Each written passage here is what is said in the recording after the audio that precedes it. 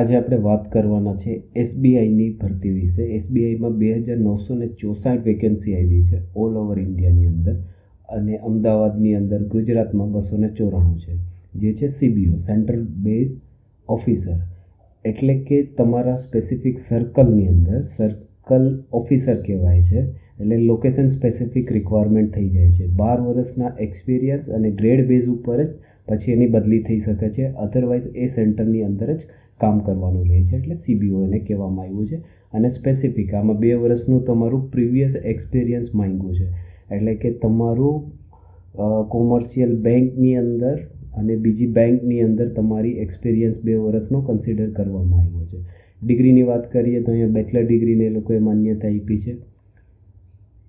એજની વાત કરી નાખીએ તો 21થી લઈને 30 વર્ષની એજ આપી છે, અને જે બાકીના નોર્મ્સ પ્રમાણે જે રિલેક્સેશન છે એ બી આપી દીધેલો છે.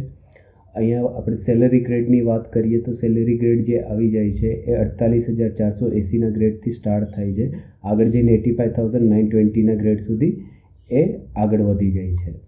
સિલેક્શન છે એ સિલેક્શન એક્ઝામના બેઝ ઉપર થાય છે, અને ઇન્ટરવ્યૂ પ્લસ થાય છે. બંનેને એગ્રીગેટ કરી અને તમારું થાય છે. અગર એક્ઝામની વાત કરીએ તો 120 માર્કની અને 2 કલાકની એક્ઝામ છે, જેમાં 30 ક્વેશ્ચન છે, એટલે કે 30 માર્ક્સના જે ક્વેશ્ચન છે ઇંગ્લિશ લેંગ્વેજ ઉપર છે, બેઝિક બેન્કિંગ નોલેજ ઉપર 40 ક્વેશ્ચન છે, જનરલ અવેરનેસ ઉપર, ઇકોનોમિક્સ વિશે ઉપર 30 ક્વેશ્ચન છે, કોમ્પિટિટિવ એપ્ટિટ્યૂડ એટલે કે કોમ્પ્યુટર એપ્ટિટ્યૂડના 20 ક્વેશ્ચન છે, અને ડિસ્ક્રિપ્ટિવ ટેસ્ટ જે 50 માર્ક્સની આપી છે, અને ટેસ્ટ ઓફ ઇંગ્લિશ લેંગ્વેજની એને અંદર ઇન્ક્લુડ થઈ જશે.